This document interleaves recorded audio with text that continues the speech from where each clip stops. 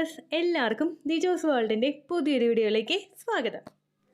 കഴിഞ്ഞ ദിവസം ചാനലിൽ പ്രഗ്നൻസി പോസിറ്റീവ് ആകുമ്പോൾ യൂറിനിൽ ഉണ്ടാകുന്ന ചേഞ്ചസിനെ പറ്റിയിട്ടൊരു വീഡിയോ ചെയ്തിട്ടുണ്ടായിരുന്നു കേട്ടോ. അതുപോലുള്ളൊരു ചേഞ്ച് വേറൊരു കുട്ടിക്കും പ്രഗ്നൻസിയുടെ സ്റ്റാർട്ടിംഗ് സ്റ്റേജിൽ ഉണ്ടായി എന്ന് പറഞ്ഞിട്ടുണ്ടായിരുന്നു. അപ്പോൾ ആ ലക്ഷണത്തിനെ പറ്റിയാണ് സംസാരിക്കുന്നത്. നമുക്ക് വീഡിയോ സ്റ്റാർട്ട് ചെയ്യാം. ഇങ്ങനെയുള്ള പ്രഗ്നൻസി ലക്ഷണങ്ങളെ പറ്റിയിട്ട് വീഡിയോസ് ചെയ്യുന്നുണ്ടെങ്കിലും യാതൊരു തരത്തിലുള്ള പ്രഗ്നൻസിയുടേതായ ലക്ഷണങ്ങളും ഇല്ലാതെ പ്രഗ്നന്റ് ആകുന്ന ഒരുപാട് പേരുണ്ട്. യാതൊരു തരത്തിലുള്ള പ്രഗ്നൻസി ലക്ഷണങ്ങൾ എന്ന് പറയുന്നത് നമ്മൾ പറയുന്ന പ്രഗ്നൻസിയുടേതായിട്ടുള്ള സോ കോൾഡ് പ്രഗ്നൻസി ലക്ഷണങ്ങളായിട്ടുള്ള വോമിറ്റിംഗ്, തലകറക്കം, തലയിറങ്ങി വീട്, ഇങ്ങനെയുള്ള ലക്ഷണങ്ങളൊന്നുമില്ലാതെ പ്രഗ്നന്റ് ആകുന്ന ഒരുപാട് പേരുണ്ട്. നമ്മുടെ ലൈഫ് സ്റ്റൈലിൽ ഉണ്ടായിട്ടുള്ള വ്യത്യാസവും നമ്മുടെ ഡയറ്ററി ചേഞ്ചസിൽ ഉണ്ടായിട്ടുള്ള വ്യത്യാസവും കൊണ്ടാണ് പലർക്കും ഇങ്ങനെയുള്ള പ്രഗ്നൻസി ലക്ഷണങ്ങൾ ഒന്നും തന്നെ ഇല്ലാത്തത് കേട്ടോ. അപ്പൊ നിങ്ങൾ ശ്രദ്ധിക്കേണ്ടത്, ഇത്തരത്തിലുള്ള ലക്ഷണങ്ങൾ ഇല്ലെങ്കിലും ശരീരം ശ്രദ്ധിക്കുക. പീരീഡ് മിസ് ആകുന്നുണ്ടോ എന്ന് നോക്കുക. ഇനി എക്സ്പെക്ടഡ് പീരീഡ് ഡേറ്റിൽ നിങ്ങൾക്ക് ബ്ലീഡിംഗ് വരുന്നുണ്ടെങ്കിൽ തന്നെ ആ ബ്ലീഡിംഗ് എത്രത്തോളം ഉള്ളതാണെന്നും കൂടി നിങ്ങൾ ചിന്തിക്കുക കേട്ടോ. നോർമലി ഉണ്ടാവുന്നത് പോലുള്ള ബ്ലീഡിംഗ് ആണോ വരുന്നത്, അല്ലെങ്കിൽ ചെറുതായിട്ട് സ്പോട്ടിംഗ് മാത്രമാണോ നിങ്ങൾക്ക് വരുന്നത് എന്നുള്ള കാര്യവും കൂടി നിങ്ങൾ മസ്റ്റ് ആയിട്ട് ശ്രദ്ധിക്കണം കേട്ടോ. അപ്പൊ നമുക്ക് വീഡിയോ സ്റ്റാർട്ട് ചെയ്യാം. ഇവിടെ സംസാരിക്കാനായിട്ട് പോകുന്നത് യൂറിനിൽ വരുന്ന ഒരു ക്ലൗഡ്സിനെ പറ്റിയിട്ടാണ്. അതായത് കുറച്ചൊന്ന് കലങ്ങിയത് പോലുള്ള യൂറിൻ കൂടുതലായിട്ടും പ്രഗ്നൻസി സമയത്ത് നമുക്ക് പോവുക. അതിനെ പറ്റിയിട്ടാണ് ഇന്നത്തെ വീഡിയോയിൽ സംസാരിക്കുന്നത് കേട്ടോ. പ്രഗ്നന്റ് ആകുന്ന ഒരു സ്ത്രീക്ക് പലതരത്തിലുള്ള മാറ്റങ്ങൾ ഉണ്ടാകുന്നു എന്ന് പറയുന്നത് പോലെ തന്നെ ഏറ്റവും കൂടുതൽ വ്യത്യാസം കാണുന്ന ഒന്നാണ് യൂറിൻ എന്ന് പറയുന്നത്. യൂറിനിലൂടെയാണ് നമ്മൾ പ്രഗ്നൻസി ഏർലി സ്റ്റേജിൽ തന്നെ ഡിറ്റക്ട് ചെയ്യുന്നത്. അപ്പോൾ തന്നെ നിങ്ങൾക്ക് മനസ്സിലാകും പ്രഗ്നൻസിയുടെ എഫക്ട് യൂറിനിൽ എത്രത്തോളം ഉണ്ട് എന്നതിനെ പറ്റിയിട്ട്. പ്രഗ്നന്റ് ആകുന്ന ഒരു സ്ത്രീക്ക് പലതരത്തിൽ യൂറിനിൽ വ്യത്യാസം ഉണ്ടാകും. ഏറ്റവും ആദ്യം നമുക്കുണ്ടാവുന്നത് യൂറിന്റെ കളറിൽ ഉണ്ടാവുന്ന ചേഞ്ചസ് ആണ്. അതായത് നമുക്കൊരു പെയിൽ യെല്ലോ അല്ലെങ്കിൽ ഒരു ലൈറ്റ് യെല്ലോ കളറിലാണ് നിങ്ങൾക്ക് യൂറിൻ പോകുന്നതെങ്കിൽ പ്രഗ്നന്റ് ആയി കഴിയുമ്പോൾ കുറച്ചൊന്ന് ഡാർക്ക് യെല്ലോ ആയിട്ടുള്ള ഷെയ്ഡിലായിരിക്കും യൂറിൻ പോകുന്നത്.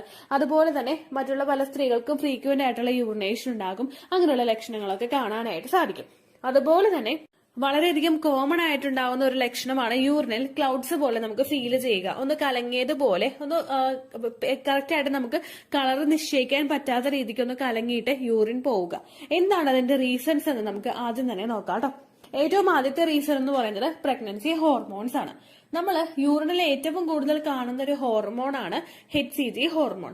ഈ HCG ഹോർമോണിന്റെ അളവ് ശരീരത്തിൽ കൂടുന്നതിനനുസരിച്ച് യൂറിനിലെ ആ ഒരു ക്ലൗഡ്സ് ഫോം ചെയ്യാനായിട്ടുള്ള സാധ്യതകൾ വളരെയധികം കൂടുതലാണ്.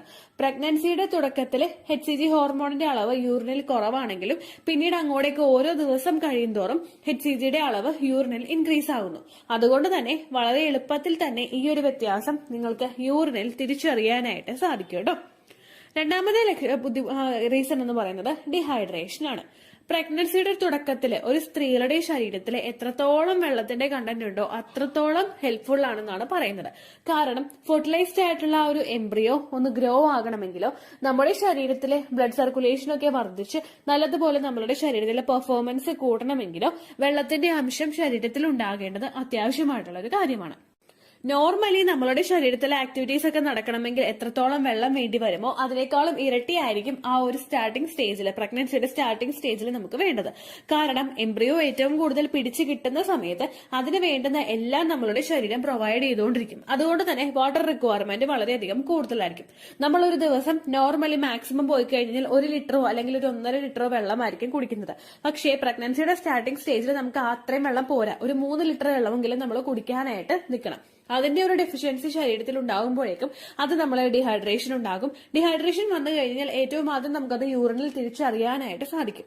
അങ്ങനെ ഡീഹൈഡ്രേഷൻ ഉണ്ടാകുന്നത് ഇങ്ങനെ ക്ലൗഡി യൂറിൻ ഉണ്ടാകുന്നതിന് ഒരു റീസൺ ആണ് കേട്ടോ.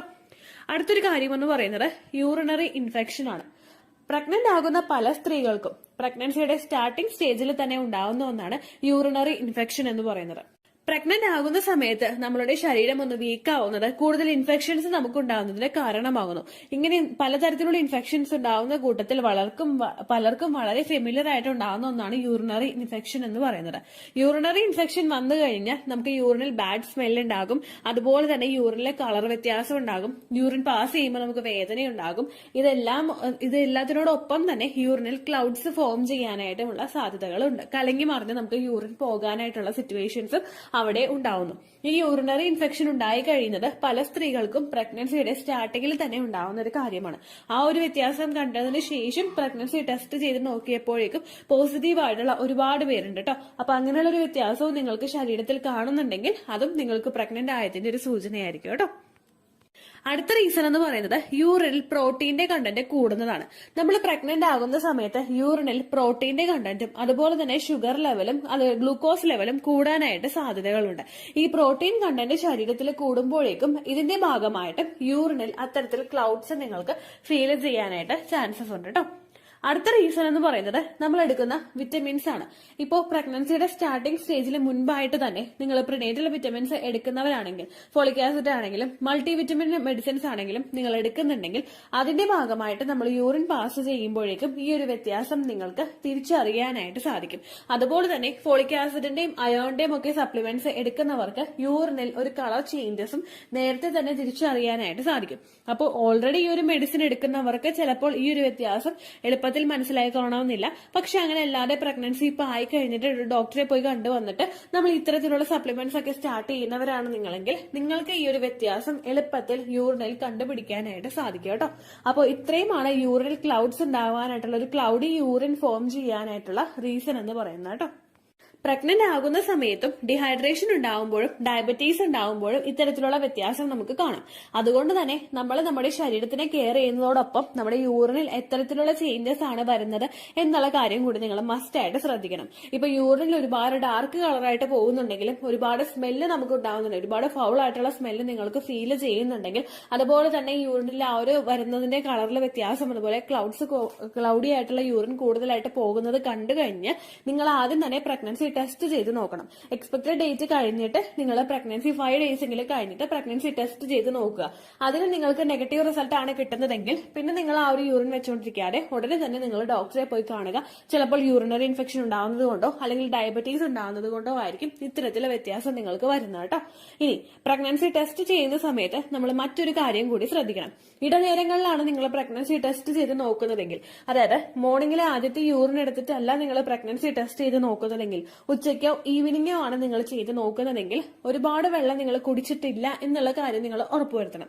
ഒരു 4 hours എങ്കിലും ഒരുപാട് വെള്ളം കുടിക്കാതെ ഇരുന്നിട്ട് വേണം നിങ്ങൾ പ്രഗ്നൻസി ടെസ്റ്റ് ചെയ്ത് നോക്കാൻ വേണ്ടിയിട്ട്. കാരണം നിങ്ങൾ വെള്ളം കൂടുതൽ കുടിക്കുമ്പോഴേക്കും ഏർലി സ്റ്റേജിൽ നമ്മുടെ യൂറിനിലുള്ള HCG ഹോർമോണിന്റെ അളവ് കുറയാനായിട്ട് സാധ്യതയുണ്ട്. യൂറിൻ ഡൈല്യൂട്ട് ആവുന്നതിനനുസരിച്ച് HCGയുടെ അളവ് ശരീരത്തിൽ കുറയുന്നു. അങ്ങനെ വന്നു കഴിഞ്ഞാൽ നമ്മൾ എടുക്കുന്ന ആ ഒരു യൂറിനിലും ആ വ്യത്യാസം ഉണ്ടാകും. നിങ്ങൾക്ക് കൃത്യമായിട്ടുള്ള റിസൾട്ട് കിട്ടില്ല കേട്ടോ. ആ ഒരു കാര്യം കൂടി പ്രഗ്നൻസി ടെസ്റ്റ് ചെയ്ത് നോക്കുമ്പോൾ നിങ്ങൾ മസ്റ്റ് ആയിട്ട് ശ്രദ്ധിക്കാം. പ്രഗ്നന്റ് ആണെങ്കിലും പ്രഗ്നന്റ് അല്ലെങ്കിലും നിങ്ങളെ കൊണ്ട് എത്രത്തോളം വെള്ളം കുടിക്കാൻ പറ്റുമോ അതിന്റെ ഇരട്ടി വെള്ളം കുടിക്കാനായിട്ട് നിങ്ങൾ ശ്രദ്ധിക്കുക കേട്ടോ. കാരണം ഏർലി സ്റ്റേജിൽ അണ്ടത്തിന്റെയും ബീജത്തിന്റെയും അതുപോലെ ഫെർട്ടിലൈസ്ഡ് ആയിട്ടുള്ള എംബ്രിയോയുടെയും ഒക്കെ വളർച്ചയ്ക്ക് ഏറ്റവും കൂടുതൽ സഹായിക്കുന്നതാണ് വെള്ളം നമ്മൾ ഉപയോഗിക്കുന്നതിന്റെ അളവ്. ഇത്രയേ ഉള്ളൂ വീഡിയോ. യൂസ്ഫുൾ ആയി കാണുമെന്ന് വിശ്വസിക്കുന്നു. യൂസ്ഫുൾ ആവുന്നുണ്ടെങ്കിൽ ലൈക്ക് ചെയ്യുക, ഫ്രണ്ട്സിനൊക്കെ ഷെയർ ചെയ്ത് കൊടുക്കുക കേട്ടോ. എന്തെങ്കിലും സംശയം ഉണ്ടെങ്കിൽ നിങ്ങൾ കമന്റ്സിൽ ചോദിക്കുക. പണ്ടത്തെ വീഡിയോയ്ക്ക് കമന്റ്സ് ഇടുന്നവർക്ക് റിപ്ലൈ ലഭിക്കുന്നില്ലെങ്കിൽ ലേറ്റസ്റ്റ് ആയിട്ട് ഞാൻ ഏത് വീഡിയോ ആണ് അപ്ലോഡ് ചെയ്യുന്നത് അതിന് താഴെ കമന്റ് ഒന്ന് കോപ്പി പേസ്റ്റ് ചെയ്യാനായിട്ട് ശ്രദ്ധിക്കുക കേട്ടോ. അതുപോലെ ഓവുലേഷൻ ഡേറ്റ് കാൽക്കുലേറ്റ് ചെയ്ത് തരാനായിട്ട് റിക്വസ്റ്റ് ചെയ്യുന്ന ആളുകൾ എത്രയാണോ സൈക്കിൾ ലെങ്ത് അത് മെൻഷൻ ചെയ്യാനായിട്ട് ശ്രദ്ധിക്കുക. സൈക്കിൾ ലെങ്ത് എന്നതുകൊണ്ട് ഉദ്ദേശിച്ചത് ഓരോ മാസവും എത്ര ദിവസം കൂടുമ്പോഴാണോ ബ്ലീഡിങ് വരുന്നത് അതാണ് സൈക്കിൾ ലെങ്ത്. കഴിഞ്ഞ മാസം ഒരു 8-ാം തീയതിയാണ് ബ്ലീഡിംഗ് ആയതെങ്കിൽ ഈ മാസം 6-ാം തീയതിയാണ് ബ്ലീഡിംഗ് ആയതെങ്കിൽ കഴിഞ്ഞ മാസം 8-ാം തീയതി മുതൽ ഈ മാസം 6-ാം തീയതി വരെ എത്ര ദിവസമുണ്ടോ അത് കാലണ്ടറിൽ എണ്ണി തിട്ടപ്പെടുന്നതാണ് നിങ്ങളുടെ സൈക്കിൾ ലെങ്ത്. സൈക്കിൾ ലെങ്ത് നമ്മൾ കൃത്യമായിട്ട് കാൽക്കുലേറ്റ് ചെയ്യുകയാണെങ്കിൽ ഓവുലേഷൻ ഡേറ്റ് എളുപ്പത്തിൽ കണ്ടുപിടിക്കാൻ വേണ്ടിയിട്ട് ഒരുപാട് ആപ്ലിക്കേഷൻസും ഒരുപാട് ഓൺലൈൻ ആയിട്ടുള്ള വെബ്സൈറ്റുകളും ഇന്ന് നമുക്ക് അവൈലബിൾ ആണ്. പ്ലേ സ്റ്റോറിൽ പോയിട്ട് ഓൺലൈൻ ഓവുലേഷൻ ട്രാക്കർ എന്ന് ടൈപ്പ് ചെയ്ത് കഴിഞ്ഞാൽ നിങ്ങൾക്ക് അതുമായിട്ട് ബന്ധപ്പെട്ടിട്ടുള്ള ആപ്ലിക്കേഷൻസ് കിട്ടും. അത് പറ്റുന്നില്ല എങ്കിൽ ഗൂഗിളിൽ പോയിട്ട് ഓൺലൈൻ ഓവുലേഷൻ കാൽക്കുലേറ്റർ എന്ന് ടൈപ്പ് ചെയ്ത് കഴിഞ്ഞാൽ അതുമായിട്ട് ബന്ധപ്പെട്ടിട്ടുള്ള വെബ്സൈറ്റുകൾ നിങ്ങൾക്ക് കിട്ടും. അതിൽ നിങ്ങളുടെ ലാസ്റ്റ് മന്തിലെ മെൻസ്ട്രേഷന്റെ ഡേറ്റും ഒപ്പം ഞാൻ ഈ പറഞ്ഞ രീതിക്ക് നിങ്ങൾ കാൽക്കുലേറ്റ് ചെയ്യുന്ന സൈക്കിൾ ലെങ്ത്തും എൻ്റർ ചെയ്ത് കൊടുക്കുകയാണെങ്കിൽ നിങ്ങൾക്ക് കൃത്യമായിട്ട് ഓവുലേഷൻ ഡേറ്റ് കണ്ടുപിടിക്കാനായിട്ട് സാധിക്കും. ഫെർട്ടൈൽ ടൈം പീരീഡും നിങ്ങൾക്ക് കിട്ടും. അതായത് എത്ര ദിവസം മുതൽ കോണ്ടാക്ട് ചെയ്ത് തുടങ്ങിക്കഴിഞ്ഞാൽ നിങ്ങൾ പ്രഗ്നന്റ് ആകും എന്നുള്ളൊരു ഡേറ്റും നിങ്ങൾക്ക് പ്രോപ്പർ ആയിട്ട് കിട്ടും കേട്ടോ. ഇത് കാൽക്കുലേറ്റ് ചെയ്യുന്ന സമയത്ത് സൈക്കിൾ ലെങ്ത് കാൽക്കുലേറ്റ് ചെയ്യുന്ന സമയത്ത് നിങ്ങളുടെ ആ ഒരു കലണ്ടറിൽ നോക്കി തന്നെ നിങ്ങൾ കാൽക്കുലേറ്റ് ചെയ്യുക. പല മാസങ്ങളിലും 30-31 ദിവസമുണ്ട്. അതുകൊണ്ടാണ് അങ്ങനെ പറഞ്ഞത്. ഒപ്പം നിങ്ങൾക്ക് ബ്ലീഡിംഗ് തുടങ്ങിയ ദിവസത്തിന് വേണം നിങ്ങൾ ഡേ 1 ആയിട്ട് എടുക്കാൻ വേണ്ടിയിട്ട്. സ്പോട്ടിംഗ് തുടങ്ങിയ ദിവസത്തിനെ, അതായത് ചെറുതായിട്ട് ഡിസ്ചാർജ് പോയി തുടങ്ങിയ ദിവസത്തിനെ നിങ്ങൾ കൺസിഡർ ചെയ്യേണ്ട ആവശ്യം ഇല്ല കേട്ടോ. അപ്പൊ ഇത്രയേ ഉള്ളൂ വീഡിയോ. അടുത്തൊരു വീഡിയോ ആയിട്ട് നമുക്ക് വീണ്ടും കാണാം. ബൈ.